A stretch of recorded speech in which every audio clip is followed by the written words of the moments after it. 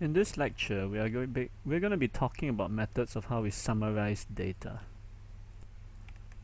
Now, in this lecture, we're basically going to introduce some of the common statistics used to summarize or describe data, also known as descriptive statistics.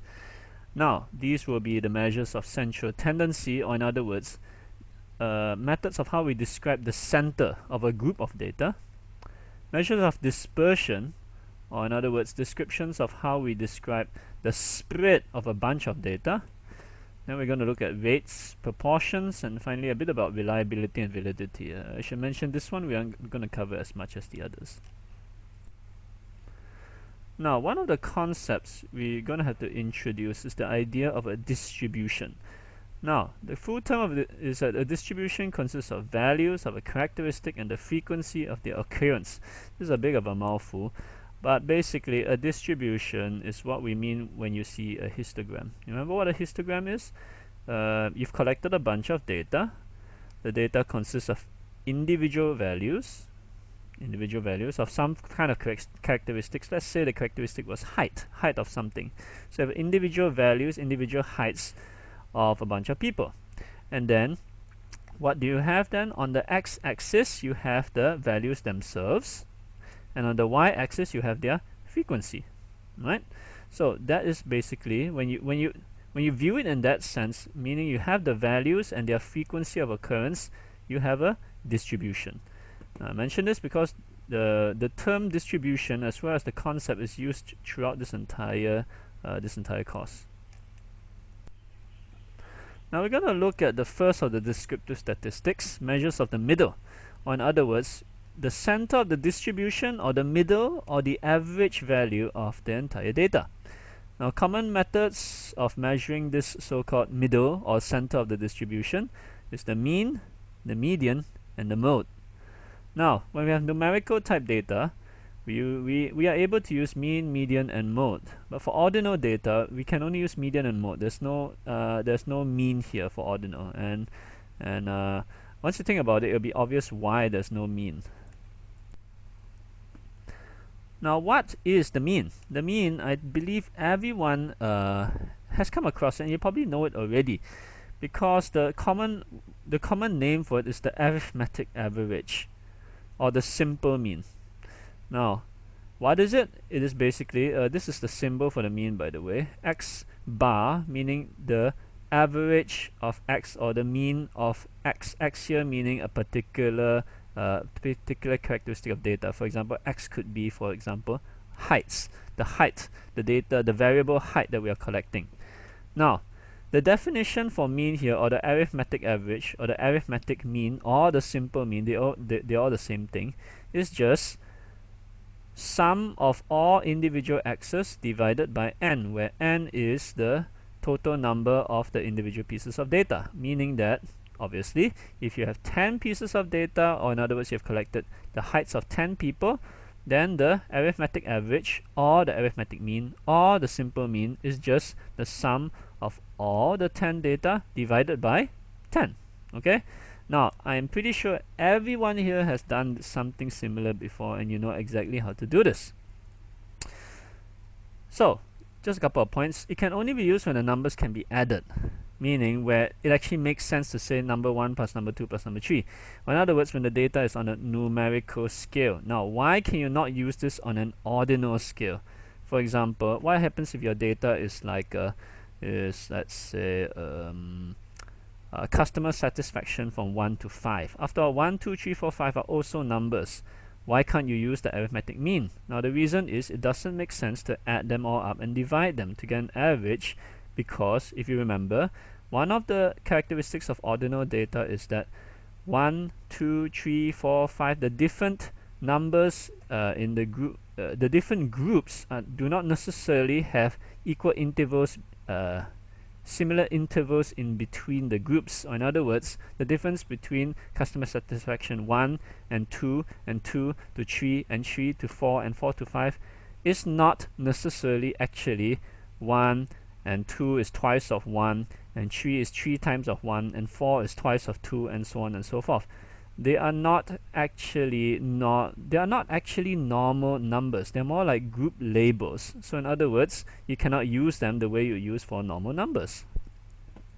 Now, another characteristic about this arithmetic average, or the mean, is that it's sensitive to extreme values. What we mean here is that if any of these values is wildly different from the others, meaning, let's say, you've got a bunch of people, you've got their heights, and then one of them happens to be extremely tall, he's an outlier, he's an extreme value, it's going to drastically affect the mean, right? And that's a problem. Now, one other thing I should just mention here is that although we say here that the mean, the most common one is the arithmetic mean or the simple mean, this is not the only kind of mean that can be calculated. For example, there's also the geometric mean.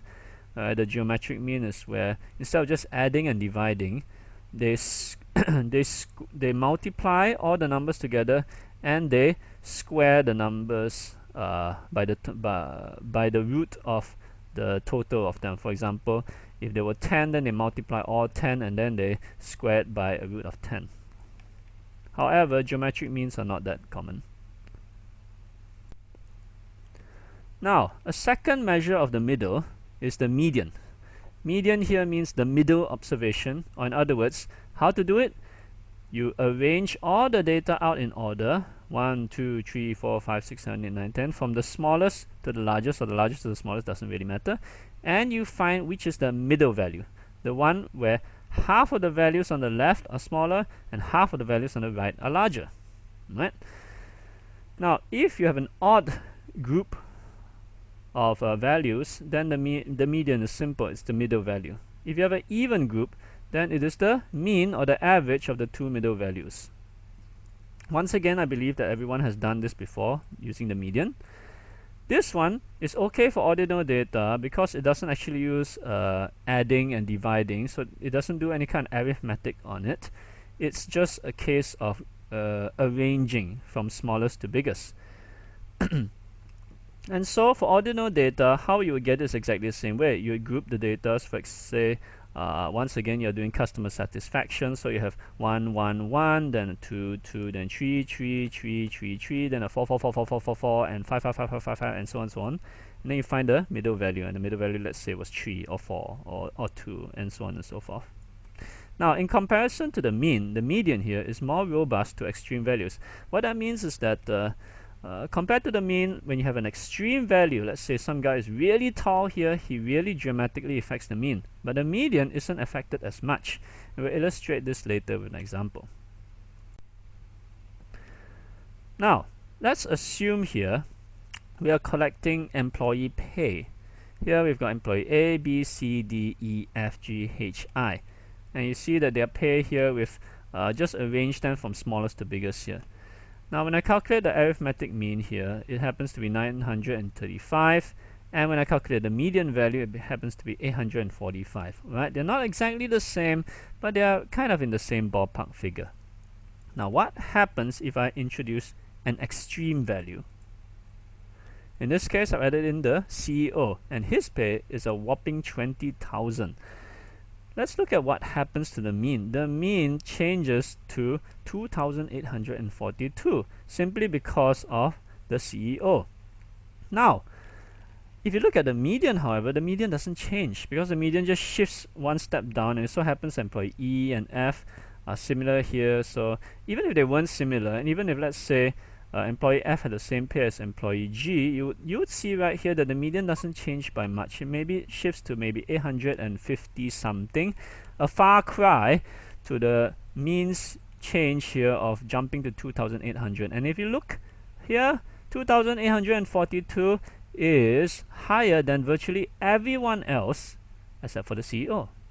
Now, of course, this is a fake example. However, it illustrates the problem of the mean and its sensitivity to its extreme data, and the advantage of the median where it's robust to its extreme data. Or in other words, how manipulable of the statistic is. This is a problem about the mean. Now, if the mean has this problem, why don't we just use the median for all cases? Which is actually quite true. In many cases, it is actually quite good to report the median rather than the mean. However, One advantage that the mean has is because it's a simple case of numbers, it has the advantage that you're able to perform mathematical operations of it much easier than the median. In the days before computers, it is quite a chore to sort through the entire the entire group of numbers. This is just about 10 data points. Imagine if you had 100. You have to sort through all of them to find the median. You add in another piece of data, and suddenly you have 101, and you have to sort them all over again. Whereas for the mean, you have this. Let's say you have 100 pieces of data. You have the mean. If you get a new piece of data, it's actually not too hard to get the new mean. You don't actually have to count through the entire list again. You just have to take a mean, multiply by the old number, add in the new one, divide by the new total, and there you have your new mean. Much easier than median. And for that reason, mean still tends to be the most common value being reported. Right? Another example here is, let's say you have two pieces of data here. Someone tells you that in group 1 there were 10 data points inside here and had a mean of 15,000, and there was a median of 12,500. In group 2 there was also another 10 points here with a new mean of 23,000 and a median of 16,000. And he doesn't actually give you what are the 10 individual values inside either group 1 or group 2. Now, even without knowing the individual pieces of values, you would still be able to calculate what is the overall mean of these two groups. Why? Simply because you know how mean is calculated, and you can just take 10 times 10 times 15,000, 10 times 23,000, add them both together, divide the total by 20, and voila, you have the new mean of both groups combined. However, you cannot do this for median, for obvious reasons. Median relies on the middle number. When you group these two together, you need to find out the middle of all 20 values, and therefore you need to know their individual data points. If you don't know them, you're stuck. You cannot find the new median. So that's a downside of the median. The median always needs the raw data to calculate its value. Okay, now compared to mean and median, the mode is not as common as the other two. Now the mode, it just means that it's the value that occurs most frequently in a distribution. For example, let's say that inside a survey where the customer satisfaction, once again, from 1 to 5. Now instead of asking what's the middle value, the mode would ask which is the most popular answer. Maybe out of 50 people, 30 people answered 5. Now 5 may not be the middle value, but it is the mode. Right? Now, usually distributions have one mode, meaning that out of the values they all have, one of them occurs most frequently. However, it is possible to have distributions with more than one mode, and we call them bimodal for 2, trimodal for 3, multimodal, unimodal, and so on and so forth. Unimodal meaning 1. Right? Multimodal meaning more than 1. So all of these could be multimodal, it could be 4, it could be 5, and whatnot. So, you have all these three, mean, median, and mode. Which one do we actually choose? As mentioned just now, if you have numerical data, you can use mean, median, or mode. If you have ordinal data, you can only use median and mode for the reasons which we mentioned just now, where mean does not apply in ordinal type numbers because you cannot do mathematical manipulations on ordinal numbers. Now, choosing which measurement to use, let's kind of ignore mode for the moment and focus on mean and median, because these are the common ones we will end up using. It really depends on the shape of the distribution that we have. Now remember, what is a distribution? A distribution, as I mentioned just now, is basically like, you can think of it as basically the histogram, meaning it's a combination of the values as well as the frequencies, x-axis, y-axis, and there you have your distribution. These are all the individual pieces of data which you have collected. Now your distribution shape, in a general sense, one of the most common ways of describing it is in terms of its symmetry. Now, a symmetric distribution is one that has the same shape on both sides. A non-symmetric or a skewed distribution is one where it is not symmetric. In other words, there are outlying values. Now, a symmetric one looks like this, or this. This is also a symmetric one. In other words, you cut this in half, left, right look identical. Cut this in half, left and right look identical. This one is not symmetric. You cut this in half, let's say here. This side and this side look totally different. Now the outlying values are these guys, right? So this one here we would call it negatively skewed or skewed to the left, and this one we would call it positively skewed or skewed to the right. So the direction when we say positive or negatively skewed or left or right skewed is depending on where the outliers are. These are the outliers. Remember what I said about outliers? You have a bunch, you've been collecting the heights of a bunch of people, and suddenly you have someone who's very tall. Okay, so he's way out there. Or maybe in this case you've been collecting the heights of people and suddenly you find someone who's really short, right? So he's at the outlier over here. Negatively skewed, positively skewed, so on and so forth. Now, as mentioned, choosing which measurement to use depends on the shape of the distribution you have. So the mean in this case is used in numerical data only, and it must be symmetric. So in other words, your distributions can be skewed, meaning that this guy over here or these two over here are okay to use, okay to describe their center using the mean.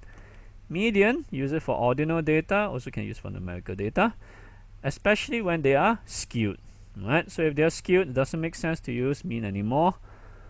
Mode, we don't use it so often, but sometimes you want to describe special bimodal distributions where you have two modes. For example, a bimodal distribution would, let's say this was one group of data, it happened to look exactly like this, one hump, two hump, this would be bimodal, right? Now, if you look at the four distributions inside here, two symmetric, two non-symmetric, skewed to the left, skewed to the right. Now assuming I calculate my mean and my median values for all four of them, where do you think the mean and the medians will lie?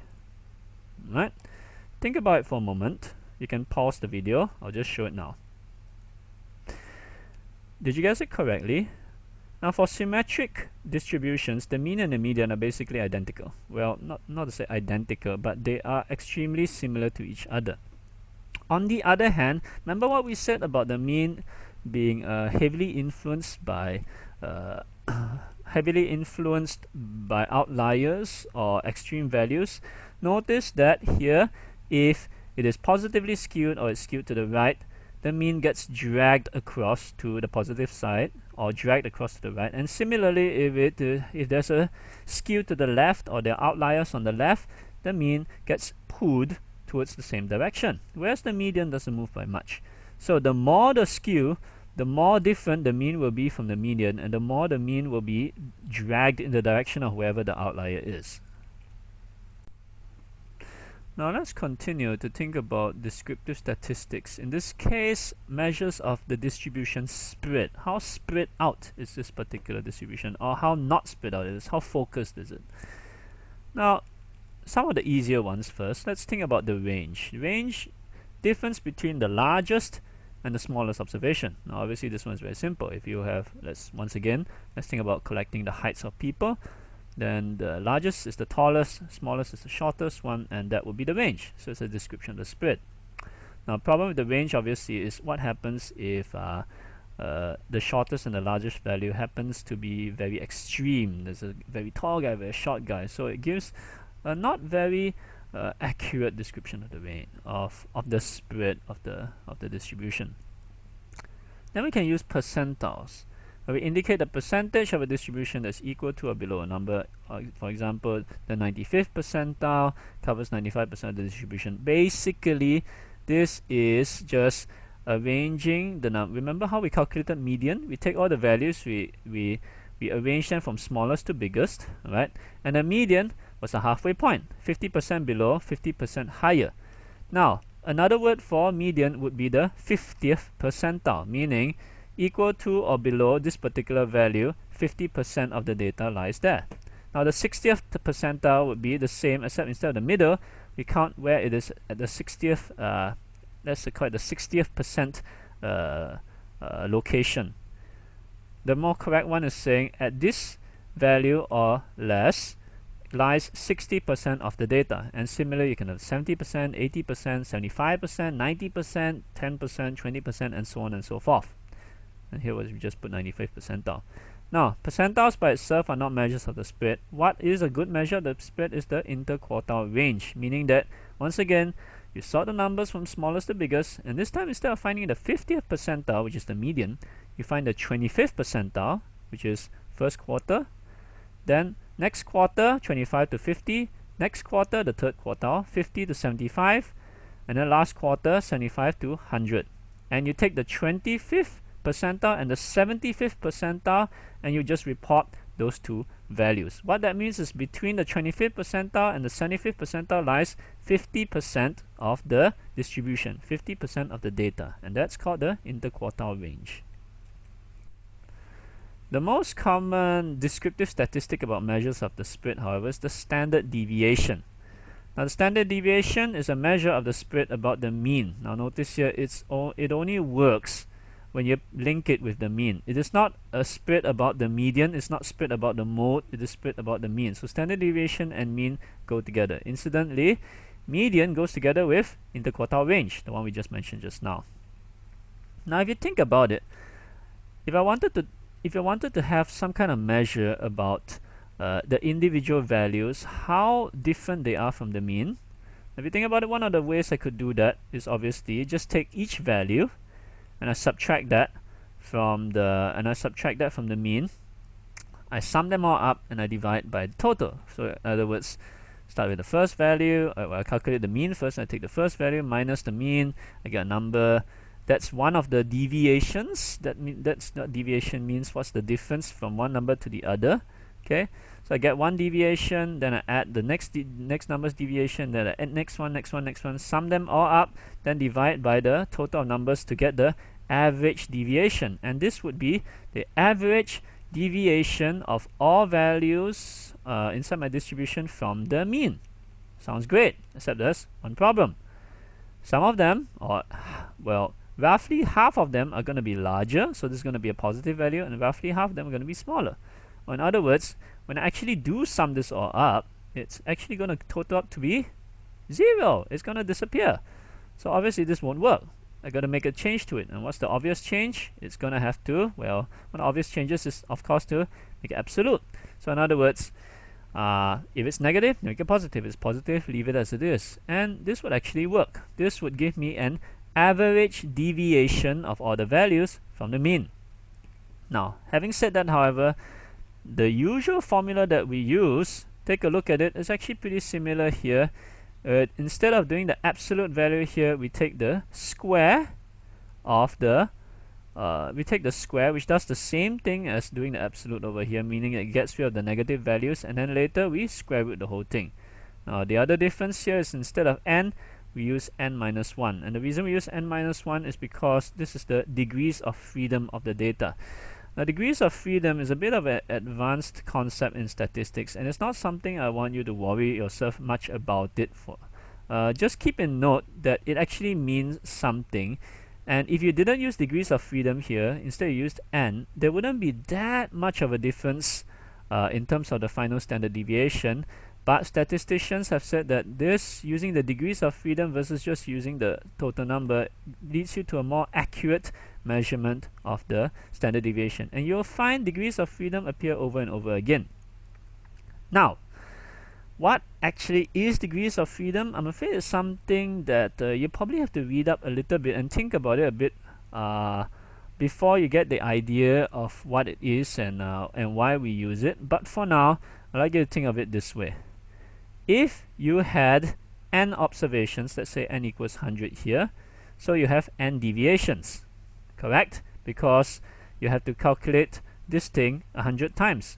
One time for each of the observations, one time for each of the data points. First data point minus mean, second data point minus mean, and so on and so on for 100 times. So 100 observations, 100 deviations. However, if you sum them all up, you know the total number of deviations will equal to 0 because you're minusing with the mean. That was the reason why we then needed to do that absolute thing over here.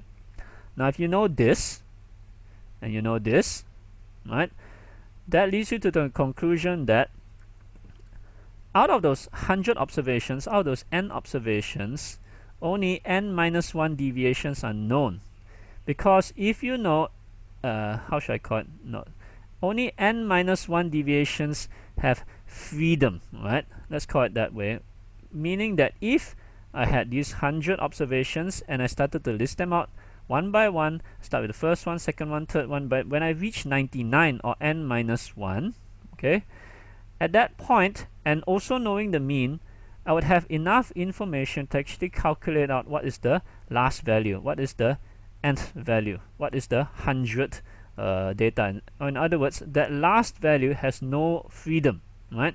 It is fixed, it is locked, because I know the mean, I know the first 99 or the first n minus 1 observations, I can calculate that last one. And therefore, the actual degrees of freedom for this group of, for this distribution is not n, it is n minus 1. These are the ones with freedom, the ones with freedom to move around, to vary. Now, once again, if this made you confused, don't worry too much about it. If you're interested, you can read up more about it, you can think about it, and you will come across degrees of freedom over and over again as we continue in one aspect or another. Now, the standard deviation is quite similar to the mean, in which that it only makes sense with numerical data. It obviously doesn't work with ordinal data for the same reason that mean cannot be calculated. In other words, you cannot do arithmetic operation, or it doesn't make sense to do arithmetic operations on ordinal data. Similar to mean, it is also sensitive to extreme data or outliers, meaning it'll get dragged by, easily dragged or influenced by any kind of extreme values. Now, standard deviation, the term we give it is S, and if we square it, we get a new term we call the variance here. Now, some rules of thumb. At least 75% of data lie between the mean plus minus 2 standard deviations, meaning that if you've calculated the mean of the heights of a group of people to be 150, then the standard deviation, you've calculated it to be 10, then 2 times standard deviation, which is 2 times 10, would be 20. So here what this means is that mean plus minus 20 would be the mean just now. What did I say? 150? Alright, 150 plus 20 will be 170, 150 minus 20 will be 130. So 130 to 170, at least 75% of the data lie between there. Now this is just a rule of thumb. Now, for a special type of distribution, which we call a normal distribution or a bell-shaped distribution, we'll look at that in more detail in the future. 95% of the data lie between this same range here, mean plus minus 2 standard deviations, and that's a pretty important rule of thumb to keep in mind. There's one other thing you can do to standard deviation, that's the coefficient of variation. This is if you want to make relative comparisons, meaning let's say I have 2 sets of data and I want to compare their standard deviations. I want to say, oh, the spread of this group compared to the spread of that group. Now, it's not easy to compare 2 sets of data which are not the same. For example, let's say one set of data is collecting the heights, one set of data is collecting the weights. Now, their units are different. In the first place, their units are different. One is in kilograms, one is in meters. Doesn't make sense. How do you compare 2 totally different units, 2 totally different numbers? And that is, you normalize them, you convert them to unitless numbers. So that is what coefficient of variation is. Basically, it's just a normalizing factor. It takes the standard deviation and divides by the mean. Therefore, you're left with a unitless number in terms of percentages, and that is your coefficient of variation. And once again, you mainly use this when you want to normalize, so because you want to make comparisons to standard deviations from different data which are not the same as the variable or the data that you are trying to use. Standard deviation is used where mean is used, meaning if you use mean, use standard deviation. They come in pairs. So for numerical data, non-skewed distributions. Percentiles and interquartile ranges, we use them with medians. Ordinal data, skewed data, you can also use them with means, although it's not so common. If you use mean, you tend to end up using standard deviation as well. However, you can still do it, but keep in mind that they don't actually mean the same thing. Standard deviation, for example, I mentioned just now, standard deviation plus minus 2 standard deviations from the mean is equal to be roughly about 95% of the entire data, the entire group of data, assuming it is normally distributed. However, interquartile range here means exactly the middle 50% of your data. Now, you use range well, you actually very seldom use range, but you do use range when you want to emphasize extreme values. This is the downside of range, but in this case you're using it knowing fully well that the problems of range are with extreme values, and so you might use it to highlight the fact that some of your data have extreme values. Coefficient of variation, as mentioned just now, is used when we want to compare numerical distributions on different scales, meaning on different units, or even can be the same units but on totally different magnitudes. For example, you've got one set of data which is in centimeters, one set of data which is in kilometers, totally different scales of magnitude. You can't compare them in terms of their absolute values or the standard deviation, but if you normalize them into percentages, in other words, you get their coefficient of variation, then yes, they become comparable. Now, I should just quickly mention here that this is not a magic formula that you can immediately use to compare any and every kind of data. Try to use your common sense and think about whether it actually makes sense to do so. Now, for nominal data, all the previous ones don't really work. Those measures that we mentioned. Now the reason is they don't have any values per se which we can add and subtract. Rather, they only have counts of frequencies of occurrence. Same thing. So what do we use? In this case, we can use proportions, which is a given number of characteristics divided by the total number of observations. So in other words, let's say half or a third, and so on and so forth. That would be a proportion. Similarly, we can use percentages, which is just proportions multiplied by 100%. Very simple. Or we can use rates, which is proportion multiplied by a particular base. For example, instead of saying, let's say, 40% or 10 or 4 over 40% or 4 over 10, for example, we could say 2 out of 5 people, right? Or 2 per 5. Now, where you commonly see this is in terms of, let's say, these kind of cancer risks, or the rate of cancer is like 400 per 1,000 people, and so on and so forth. It all depends. The base is just decided depending on what they feel like it's for. They all mean the same thing. It's just whatever they feel would be best communicate this particular measure to the target audience. Just one more, ratios. Ratios are the number of observations of a given characteristic divided by another characteristic. Once again, something very simple. I'll just quickly mention one thing which often trips people up when they're not careful, which is although ratios, proportion, percentages, they're all basically very simple ways of calculating. A ratio of 1 to 2, for example, does not mean that the characteristic of 1 here is 50% of the total, because you say 1, 2, okay, that means this one is half and this one is twice that, so this must be 50%. No, if the measure had 50%, it would mean that it has exactly 50%, the other one also has 50%, and the ratio then would be 1 to 1, right? 1 to 2, the percentage then would actually be 1 divided by 1 plus 2, in other words 1 over 3. So the percentage there will be 33.3% and so on. Alright? It might be obvious to some people, but it's surprising how many others get accidentally tripped up by something like this.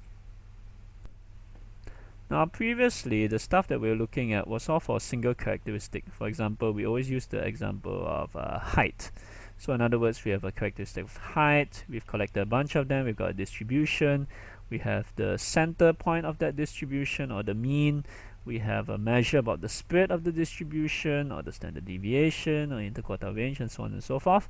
Now let's say we have two characteristics, height, weight. You've got two distributions.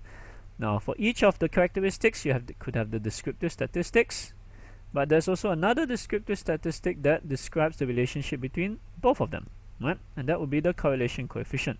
Full name, Pearson product moment correlation coefficient. As mentioned, measure of the relationship between two numerical characteristics. Numerical, right? Doesn't work for ordinal here. Now we'll look at correlation coefficient later in a future part of the program. But for now, I'd just like to introduce it over here. This is the formula for calculating correlation coefficient. Now, when looking at these formulas, not just this one, but for all of the ones we've seen, as well as the ones we're going to see in the future, every time you see the formula, I want you to try to understand just what this formula means.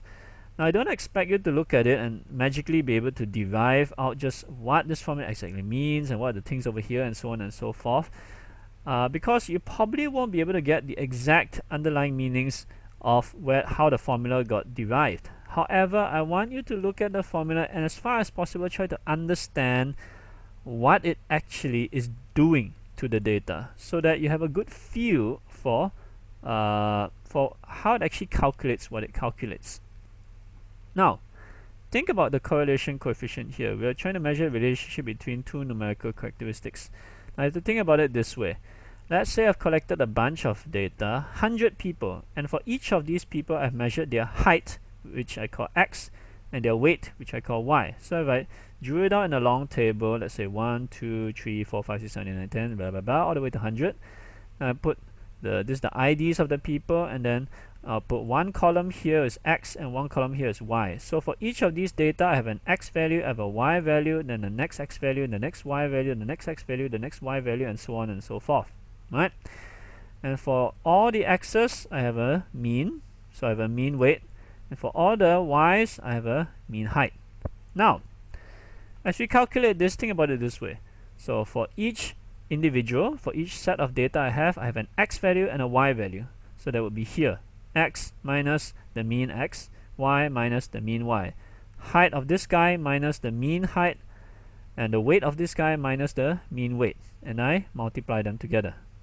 And I go to the next guy, next guy's height, next guy's weight, and the next guy's height, next guy's weight, and so on and so forth. Now, what is the point of doing all this? Now, let's think about it this way.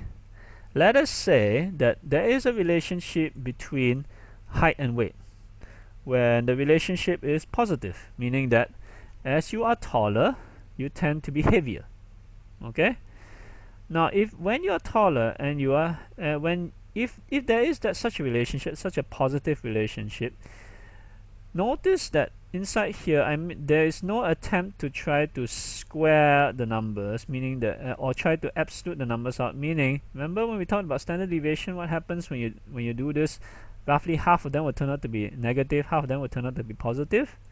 Now, if there's a positive relationship here, that means that if the heights here are those of the taller people, then this value will tend to be positive. And if there's a positive relationship between these two characteristics, so it means that the taller people here also tend to be the heavier people here. So in other words, the taller people here minus the mean, so you get a positive number. And it also happens to be a heavy person as well. So he's a heavy person minus the mean, you also tend to be a positive number. Positive times positive gets you a positive value. Now if he's a shorter person, shorter minus the mean, you get a negative number. And if it's positively correlated with weight, that means this is also a lighter person. So he'll be a lighter person minus the mean, also get negative. Negative times negative gets positive. So positive plus positive plus positive plus positive, you tend to get a very high correlation coefficient value. Okay?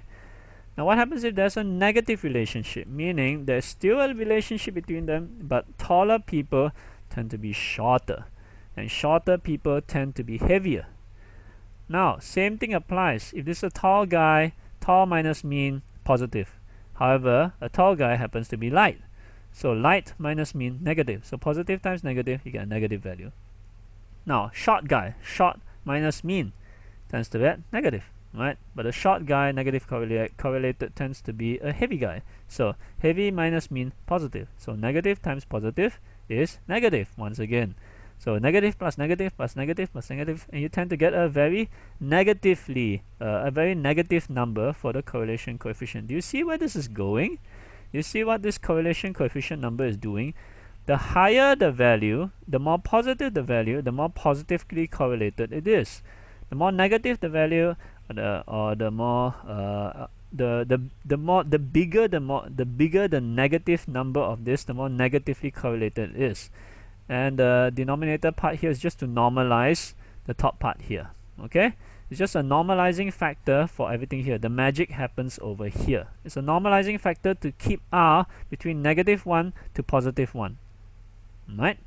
And so from there, you can kind of get an idea of just what this correlation coefficient is doing. Now obviously, if there's no relationship between these two characteristics, if there's no relationship between height and weight, sometimes it'll be positive, sometimes it'll be negative, sometimes it'll be negative, sometimes it'll be positive, sometimes it'll be positive, positive, negative, negative. It tends to all cancel each other out. And so R here tends to be a very small value, closer to 0. And that will indicate that there's no relationship between the two characteristics. Now this is just an illustration about how you might calculate the correlation coefficient. So for each characteristic, for each data point over here, you have the two characteristics. So for the first observation, you have an x, you have a y, x minus x bar, y minus y bar, so on and so forth. Calculate over here, blah blah blah blah blah. You end up with r equals 0.61. As mentioned just now, r gets slammed, or is limited to -1 to +1 by the normalizing factor over here. Now, at -1, this means absolutely negatively linear, and +1 means absolutely positive or perfectly positively linearly correlated. Notice a very long word: positive linear correlation, negative linear correlation, right? 0, on the other hand, as mentioned just now, means there's no relationship, there's no correlation whatsoever. The shape of the graph that we want to plot varies with r. Now, how do we actually plot this? This is a scatter plot, like what we talked about previously, how we actually plot two measures over here. And this is an example, or this is an example of an r equals to 0.61, right? Which comes from the data which we showed you in the previous slide. This is what it looks like. Notice if you try to draw a line here, this linear part, I should just mention here, this is linear correlation coefficient, meaning it only talks about any kind of linear relationship, meaning there's a straight line kind of relationship. If you ask me to draw a straight line here, I'll obviously draw it somewhere like looking something like this.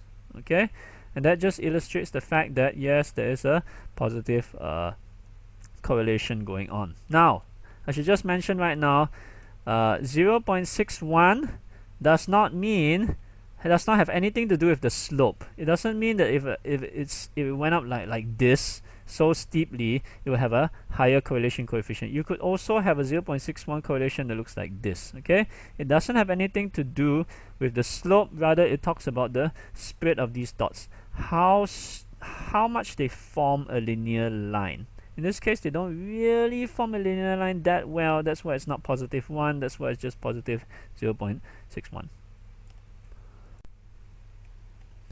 Now, if r is the correlation coefficient, r square is something we call the coefficient of determination.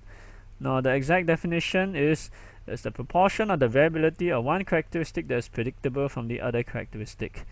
Now, in other words, if r squared is 0.85, for example, it means that 85% of the total variation in y can be explained by the linear relationship between x and y. The other 15% remains unexplained.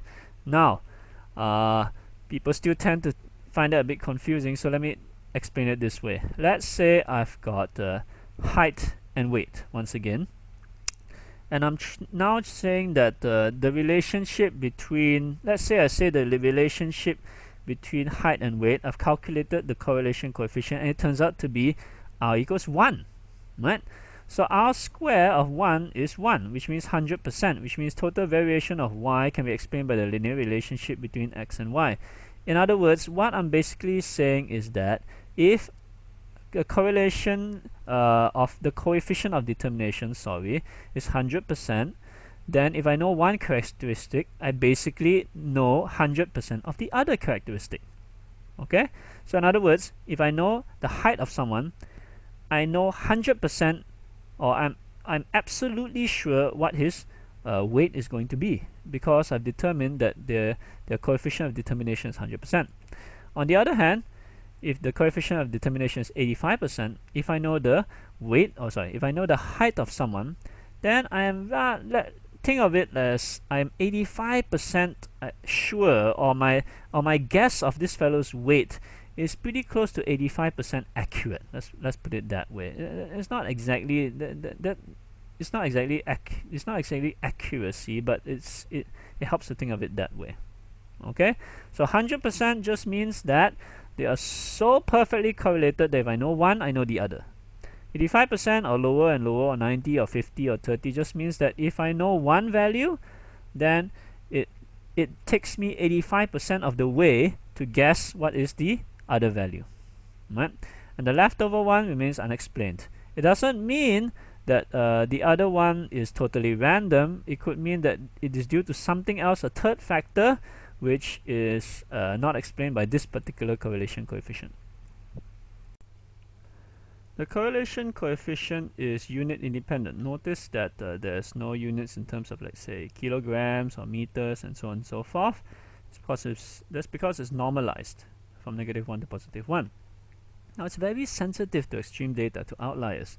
If you go back to the previous slide where I showed you that scatter plot of the 0.61, I'm not sure if you noticed, but if you look at the bulk of the data, it actually doesn't really look like a straight line. The only reason it looks like a straight line is because of that one single point at the top. That was actually an outlier.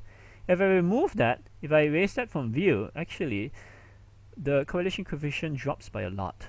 So similar to mean and standard deviation, correlation coefficient tends to be very sensitive to extreme data. So I have to be careful there. Now, just now I mentioned that -1 and +1 is basically perfectly negative or perfectly positive correlation, linear correlation, keep that in mind. What about the other values? It's just, there's no hard and fast rule, but you can use these rules of thumb for interpreting them. Basically, 0 to positive or negative, 0.25, there's either little or no relationship. Now, there's a statistical test to say whether yes or no relationship, but that comes far later. Now we just talk about the rules of thumb. Positive, negative, 0.25 to 0.5, weak relationship. 0.5 to 0.75, moderate to good. 0.75 to 1, very good to excellent. Alright, so these are just rules of thumb. You don't really have to use them, but if someone asks you, okay, how good was your correlation, you can use this. Now keep in mind, one other reminder, this is only the linear correlation coefficient, meaning it only measures linear relationships. If the relationship between these two values is not linear, you can't use this, or if you use this, you will get a wrong conclusion. One caution: beware of correlations that are too good to be true. For example, something like 0.95 or even 0.99 or 1. Right? It's very easy to accidentally correlate your data with itself. Now here's an example. You study a group of people on a new diet, and you want to correlate the weight loss in the first week with the weight loss over the entire 2-month program. Now you'll be wondering why you want to do that, and the answer is that because this is the pilot study, and if you want to find out the weight loss over 2 months, the study will take a long time. So you want to first study this first pilot group of people. First you check them in the first week, you let them run the whole 2 months, and if it turns out that the first week is correlated very well with the 2 month, then when you do it on, let's say, 100 people, all you have to do is stick them on 1 week of diet. And at 1 week you could say that with knowing the results of that first week, you would roughly know the results of the entire 2-month program. So you could get the full picture only needing to do the first week. Now, the problem with correlating them this way, first week versus weight loss over the entire 2-month program, is that, think about it, the entire 2-month period includes the first week. Okay? The weight lost over your entire 2-month program includes the weight lost in the first week of the program, right? So in other words, it's not a perfect correlation with a piece of data with itself, but this piece of data contains this piece of data, so you're artificially going to increase the correlation. What you should do would be correlate the weight loss in the first week with the weight loss over the second week to the end of the 2-month program, right? Then these would be two independent pieces of data, and you'll be able to and the correlation then would make sense, right? One other quick mention: correlation does not equal causation. Okay, if they correlate to each other, it does not necessarily mean that one causes the other. Keep that in mind. So if you correlate, let's say, height to weight, it doesn't mean that, and you get a very high correlation, it does not mean that height causes weight or weight causes height, whether one way or the other. You haven't proven that. You have just shown that there is some kind of relationship that you can observe between them, but you haven't proven that there is a causing effect. Spearman's rule here is what happens when you want to do correlations with ordinal data. Or you have numerical data, but it's obviously skewed. Skewed meaning there is extreme data. There are outliers inside there. It's similar to Pearson's correlation coefficient, except that the data is first sorted and the correlation is performed on the ranks of the values rather than the values themselves.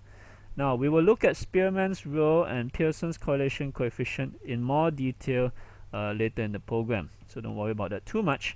But this is kind of like the hint of the pattern of what's going to happen when you learn your statistical test, meaning you're first going to read about you're first going to learn about the parametric version, meaning the version of the statistical test, in this case the Pearson's correlation coefficient, that only works with data that is numerical and not skewed, meaning it's numerical and normally distributed.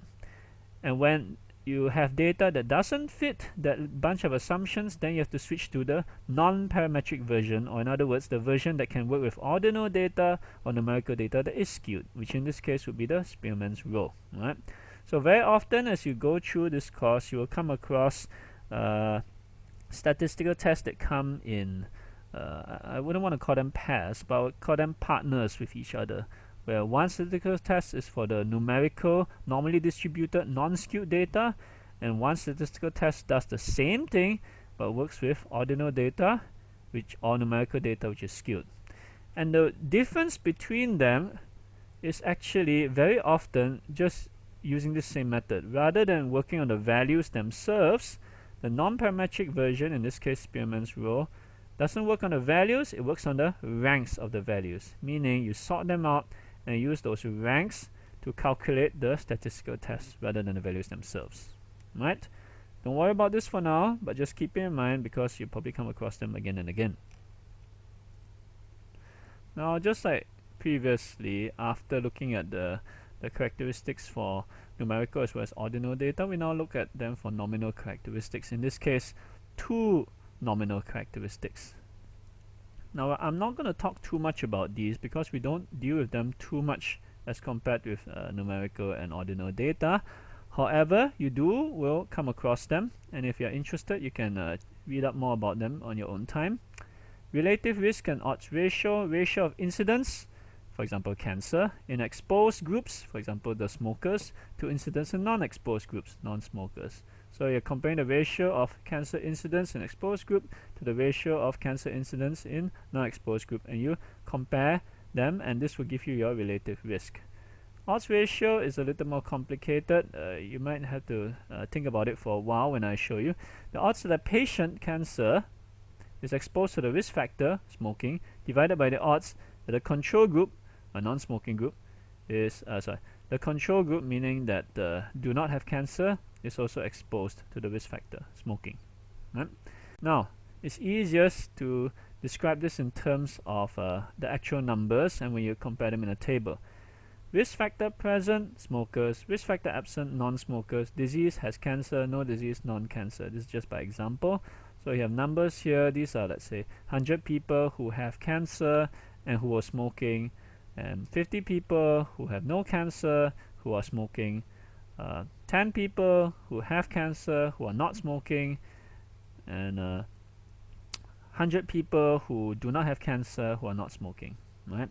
And so you can calculate the values here: A plus C, B plus D, A plus B, C plus D, and relative risk here is, as mentioned just now, the ratio of A over A plus B, C over C plus D, odds ratio, so on, so on. This one's much longer, as I said, it's a bit more complicated, but it simplifies down to just A over C divided by B over D. Now, I'm not going to try to explain this in this round, right? Because it tends to get a bit complicated. But if you're interested, feel free to look up more about odds ratio in your own time.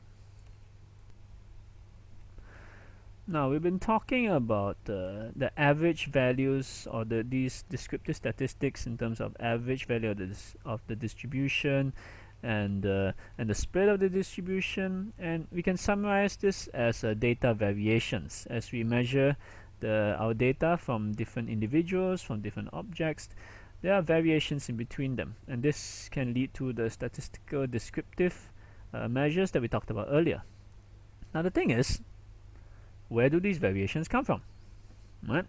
Now sometimes the variations are that inside the data are real, meaning this is what we are looking out for, meaning that this person's health is getting better after he took the pill versus those who did not take the pill, and that is a real variation. That is something I'm looking out for. That explains something, that shows that this pill actually does something. Now, very often, however, the variation that appears inside the data is not due to something like that. It's due to other factors which we do not want. Now, for example, the characteristic which you are measuring may be highly variable in the first place. For example, blood pressure. Blood pressure is notorious for being highly variable. You measure it today, you measure it tomorrow, you measure in the morning, you measure at night, you measure lying down, you measure standing up. You measure by one person, you measure by another person, and you get totally different results. There's something called white coat blood pressure, which is what happens when the blood pressure is measured by someone in a white coat, meaning a doctor. And the patient will tend to have higher blood pressure compared to if he did it at home. Right? Then there's patient behavior, once again variable. Pain is notoriously subjective and variable from individual to individual, from gender to gender. I'm sure you've heard that ladies tend to have a higher tolerance of pain. Not sure how true that is. There is variation introduced by examiner himself, not due to the subject, but the person actually carrying out the test. Now, usually this is when the test requires subjective observations, such as visual interpretation, looking at x-rays. Oh, I see a lung nodule over there. Wait 1 week, show the x-ray back to the same person, and the person says, oh, I don't see anything. This lung is normal. Hearing, for example, heart sounds. Oh, I can hear this heart murmur over here. Then you stop for a while, turn around, show it to another patient, show it to another doctor, and says, no, I don't hear anything at all. Feeling, palpitation. So these are all subjective observations, where it's not where there's a human factor involved. It's qualitative, and so this is variation used by examiner, something we don't want. Variation due to instrument. Once again, we don't want this. We want the instrument to be perfect. However, environmental issues such as lighting, temperature, noise level can all cause the instrument to the measurement inside the instrument, which should be an objective measurement, to also vary. So, keeping all this in mind, all these variations in data which we do not want, right? This is not the variation that we are looking out for. This variation that is that's noise, basically. We're talking about noise here. How do we ensure that our data is reliable and reproducible? Right? To ensure reliability, basically, repeat the measurement and evaluate the agreement. If I repeat the measurement in exactly the same way, controlling for all factors, then assuming this is a perfect measurement, right, both times I should get the exact same results. So I evaluate the agreement here. If they differ, then something is wrong. Maybe it's not reliable. Maybe it's not reproducible. Right? Now there are two kinds of reliability we usually measure. One is called Intra-Rater Reliability, where the same person measures the same item twice. So in other words, give a radiologist an x-ray film, measure it one time. 1 week later, give him the same x-ray film. Don't tell him it's the same one, of course. And he measures again and see whether he still comes out with the same answer. Then there's Inter-Rater Reliability, where two or more than two people measure the same item. So the same x-ray film goes to radiologist A and to radiologist B, and both of them assess the film, and we see their agreement. Now here's an example of data collected that is trying to measure both inter and intra-rater reliability. Now, just a quick reminder, intra-rater reliability is within a particular observer. So this is first observation, this is second observation.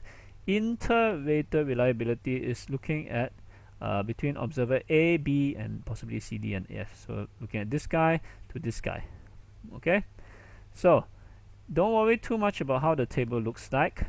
Alright, all these positives, negatives, TP, FP, and so on and so forth. The idea here is just that for intra-rater reliability, the observer A had the same results between his first observation and his second. Second, first, second, first, second, first, second. Obviously, same, not same, not same, not same, same, same, and so on and so forth. Same thing for observer B, intra-rater. For inter-rater, look at his first observation and second observation. Is it the same between the two observers? Same, same, not same, not same, same, not same, and so on and so forth. So check out their agreement. And after that, calculate out a particular measure that has a summary of the overall agreement, whether it's inter or intra-rater reliability. Now if we look at inter-rater reliability as an example here, and I asked you to tell me, can you give me a measure of the overall agreement, of the overall inter-rater agreement? Now the obvious way you would probably do this would be by saying that, okay, let's say that they have looked at, these are two radiologists, and they've looked at 50 films. And so I'd just like to measure how out of those 50 films, how many of them did they agree with each other? Let's say out of those 50 films, they agreed with 40 films. So meaning 40 films, this guy said disease present, disease present, disease present, disease present, disease absent, disease absent, right? And so 40 out of 50, that would be 80%. So I might say there's 80% agreement. Now, the problem is that of that 80%, some of them could be in agreement simply due to chance. Meaning, if one of them was not a radiologist, it was just a guy flipping a coin. He flips a coin and it says, if it's heads, present. If it's tails, absent. Now, simply due to chance, he might be expected to have certain cases where there is agreement. Okay? And so you have to try to factor that inside. You have to see, so you have to find a way where you talk about agreement, there's above and beyond what you expect if both of them were just flipping coins. And this is where the Kappa statistic comes into play. Now this Kappa statistic here, I'll just mention, is only going to be measured here and not going to be mentioned later in the program. However, it is quite useful because it tends to get used quite often inside practical projects. So keep in mind that we do mention it here. We don't talk about it later because it's not something that's usually in the typical basic statistics program, but once again, it is actually a useful device. Now, how exactly does Kappa work? As mentioned just now, Kappa tries to calculate a measure about the agreement while taking into account the fact that sometimes some of the agreement you're observing may be simply due to chance, random chance. Now, I'm not going to go into detail about how this particular formula works because once again, we don't cover this afterwards. However, I'll just mention here that C is a calculation of how much agreement you expect to see simply due to random chance. Meaning, let's say if I just flip the coin, I expect to see chance agreement in about, let's say, 50% of the time or 30% of the time and so on. And O is the observed agreement, meaning this is the actual instances of agreement that occur. In this case would be, let's say, 80%. So let's say that 50% I expect just simply due to random chance, so it will be 80% minus 50% and 100% minus 50%, and this will give you the Kappa statistics. So as you can imagine, it's actually quite a like many of the other measures we're going to be looking at. When you think about it, the formula behind it or the reasoning behind it is actually quite straightforward. Right? Now, when I actually calculate Kappa out for this particular instance, I got a value of negative 0.17. Now, how do you interpret a negative value? It simply means that if it was negative, the agreement which you got was even less than expected due to chance. Meaning, if both radiologists were randomly flipping coins, you expect to get a Kappa of 0. You got a Kappa of negative, meaning if they had flipped coins, they would actually agree more compared to what you have observed over here. Okay, so you do get interesting results with Kappa. Now, obviously, the higher the Kappa value, the more agreement they have. And once again, that correlation coefficient, this is capped at positive 1. Doesn't go beyond that.